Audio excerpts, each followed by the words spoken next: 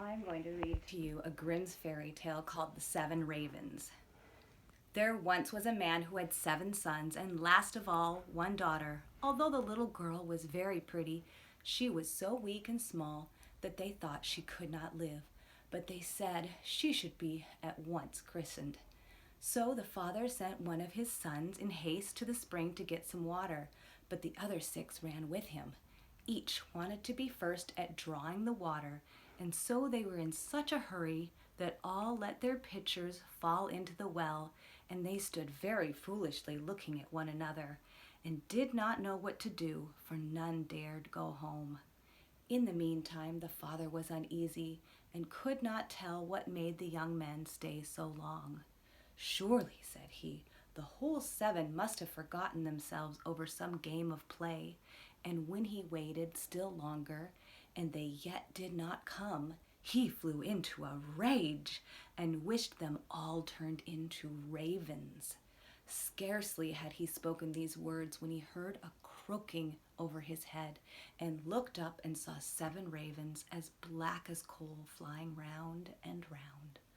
Sorry as he was to see his wish so fulfilled, he did not know how what was done could be undone, and comforted himself as well as he could for the loss of his 7 sons with his dear little daughter, who soon became stronger and every day more beautiful. For a long time she did not know that she had ever had any brothers, for her father and mother took care not to speak of them before her.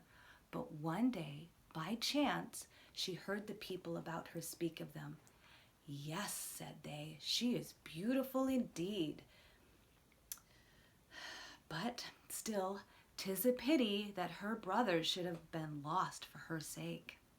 Then she was much grieved, and went to her father and mother and asked if she had any brothers, and what had become of them.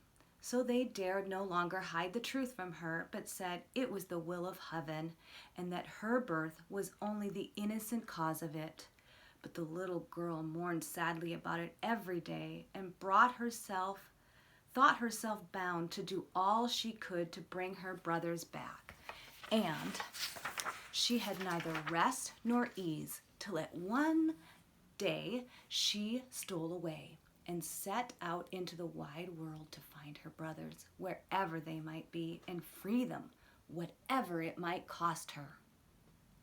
She took nothing with her but a little ring which her father and mother had given her, a loaf of bread, in case she should be hungry, a little pitcher of water, in case she should be thirsty, and a little stool to rest upon when she should be weary. Then she went on, and journeyed till she came to the world's end.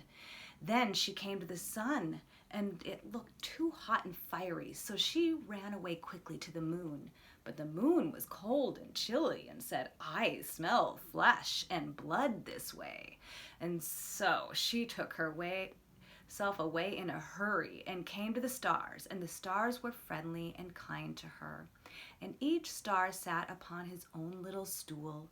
But the morning star rose up and gave her a little piece of wood, and said, if you have not this piece of wood, you cannot unlock the castle that stands on the glass mountain, and there your brothers live.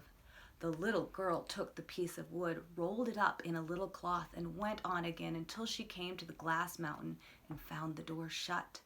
Then she felt for the little piece of wood, but when she unwrapped the cloth, it was not there. When she saw that she had lost the gift of the good stars, she was distraught. What was to be done?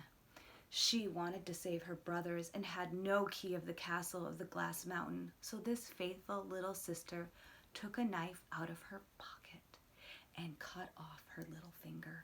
That was just the right size, same as the piece of wood that she had lost, and she put it in the door and opened it.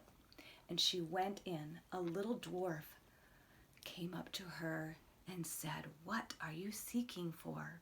I seek for my brothers, the 7 ravens, answered she.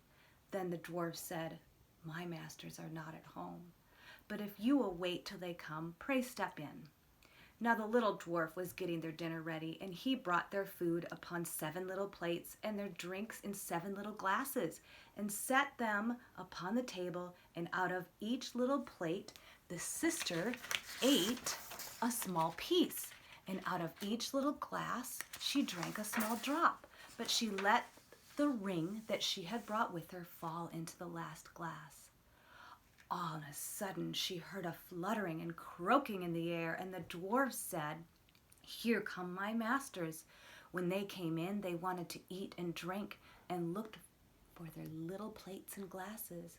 Then said one after another, "Who has eaten from my little plate, and who has been drinking out of my little glass? Caw-caw, well I ween, mortal lips have this way been." When the 7th came to the bottom of his glass and found there the ring, he looked at it and knew that it was his father's and mother's, and said, "Oh, that our little sister would but come, and then we should be free." When the little girl heard this, for she stood behind the door all the time and listened, she ran forward, and in an instant all the ravens took their right form again, and all hugged and kissed each other and went merrily home. The end.